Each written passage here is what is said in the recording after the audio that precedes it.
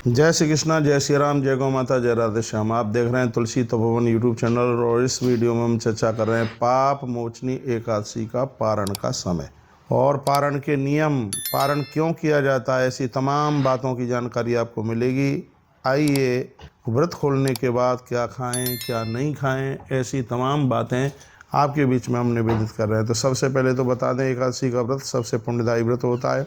यदि इसका सही समय पर पारण कर लिया जाए तो इस व्रत के फल की प्राप्ति भी बहुत अद्भुत होती है।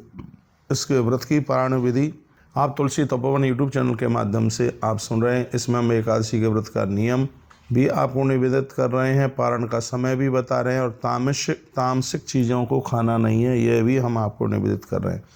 एकादशी का जो व्रत है भगवान नारायण के निमित्त, भगवान विष्णु के निमित्त रखा जाता है और एक महीने में 2 एकादशी होती हैं। एकादशी का पूरा फल तभी मिलता है जब दोनों ही एकादशियों का व्रत किया जाए और जब व्रत में आप पारण कर लेते हैं तो इसकी महिमा और ज़्यादा बढ़ जाती है। मैं कहूँगा ये व्रत 3 दिन में होता है। दशमी को एक बार भोजन, एकादशी को एक बार फल और द्वादशी को भी एक ही बार भोजन लिया जाता है। 3 दिन में यह व्रत पूरा होता है, तब ही इसका पूरा पुण्य लाभ प्राप्त होता है। ऐसे में हर किसी को यह जानना चाहिए, व्रत के अगले दिन वह पारण जरूर करें और पारण करते समय यह किसी भी प्रकार की गलती न करें। एकादशी पर नियम और संयम के साथ ही यह व्रत पूरा किया जाता है। द्वादशी के दिन इसका पारण किया जाता है। तो पारण में कुछ विशेष चीज़ों का प्रयोग किया जाता है जिससे संपूर्ण फल की प्राप्ति होती है और जिससे देवता प्रसन्न भी होते हैं। आइए जानते हैं हम उसके बारे में।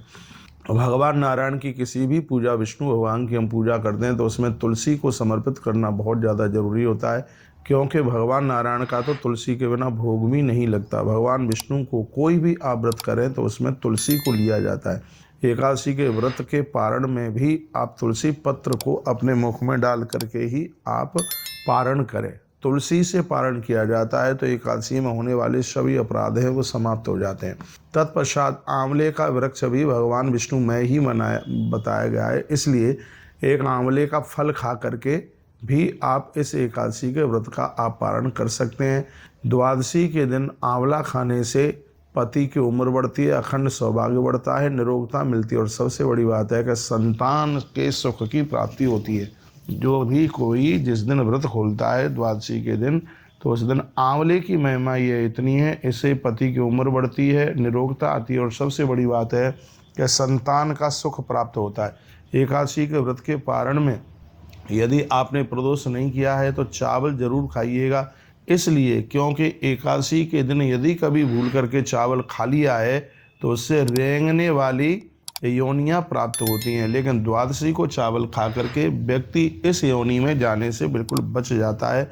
जैसे सिगरे अपराध एकादशी के दिन चावल में रहते हैं तो द्वादशी के दिन सिगरे पुण्य भी चावल में ही रहते हैं, इसलिए द्वादशी के दिन चावल खाना बहुत ज़्यादा बढ़िया बताया गया है। चावल का दान भी बहुत ज़्यादा श्रेष्ठ बताया गया है। लेकिन यदि आप प्रदोष का व्रत करते हैं, एकादशी के दूसरे ही दिन प्रदोष पड़ गया है, तो फिर उसके लिए चावल को वर्जित बताया गया है। यदि प्रदोष तीसरे दिन पड़ रहा है तो मुख में आप चावल डाल के, तुलसी पत्र डाल करके और एक आंवला खा करके आप इस व्रत को खोलें। और एक जो मोस्ट बात है वो मैं आपको निवेदन करना चाहूँगा, बहुत लोग अपना व्रत खाते हैं तो सिर्फ दाल चावल खा करके ही अपने व्रत को खोल लेते हैं, लेकिन हमारे ग्रंथों में वर्णन किया गया कि जिस दिन आप व्रत खोल रहे हैं उस दिन घी का प्रयोग कीजिएगा। शुद्ध देशी घी में बनाया गया भोजन ब्राह्मण को जिमाएं और उसको आप स्वयं भी खाएं। व्रत खोलते हुए सीधे कच्चे फुलके मत खा लीजिएगा। दाल चावल भी आप खाते हैं तो भी उससे पहले आपके मुख में पराठा है, पूड़ी है, जो घी के द्वारा जो निर्मित हुआ है वही भोजन आपके मुख में जाना चाहिए।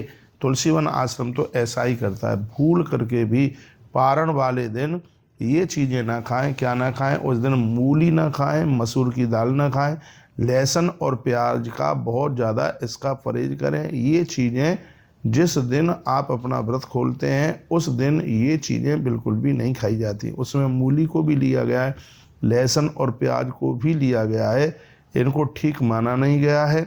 और ये जिस दिन आपने व्रत खोला है उस दिन इसके लिए मनाही की गई है। तो इस वीडियो में हमने चर्चा की है। अब आई बात टाइम की, समय की। तो अब के बाद पाप मोचनी एकादशी का जो पारण का समय है वो 6 अप्रैल को है और जिसका टाइम है सुबह 5:38 से लेकर के और 8:09 तक। इसका बहुत बढ़िया अद्भुत टाइम है, 5:38 सुबह से और 8:09 तक पारण का ये बहुत बढ़िया समय है।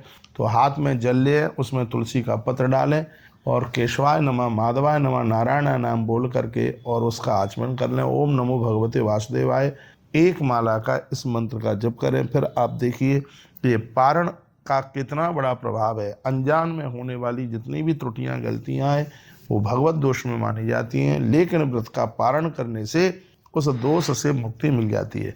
तो एक बार मैं फिर कहूँगा कि पारण सही समय पर कीजिए, जिसके टाइमिंग्स आपको बता दिए हैं। वीडियो में यदि कुछ अच्छा लगा है, ठीक लगा है, तो वीडियो को आगे भेजिए, जिससे और भी भक्त लोग इससे लाभान्वित हो सकें।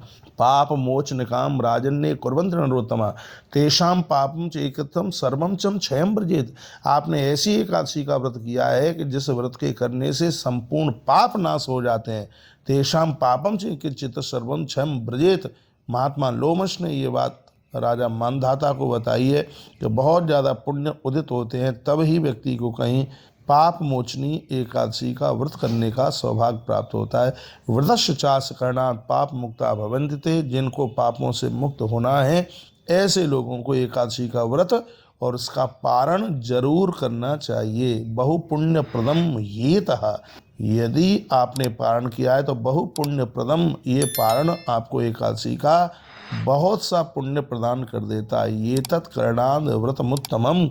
इसलिए व्रत में निष्ठा रखते हुए पुण्य प्राप्ति के लिए, पापों के नाश के लिए आप व्रत भी करें और व्रत के बाद में उसका पारण भी करें। बहुत बहुत धन्यवाद। हमारी बात आपकी ज़रूर समझ में आई होगी। वीडियो को आगे शेयर करना ना भूलें, क्योंकि आपके एक छोटे से प्रयास के द्वारा इससे बहुत लोग लाभान्वित हो सकते हैं। बोले विष्णु नारायण भगवान की जय हो। आज के आनंद की जय हो। जय श्री कृष्ण, जय श्री राम, जय गौ माता, जय राधे श्याम।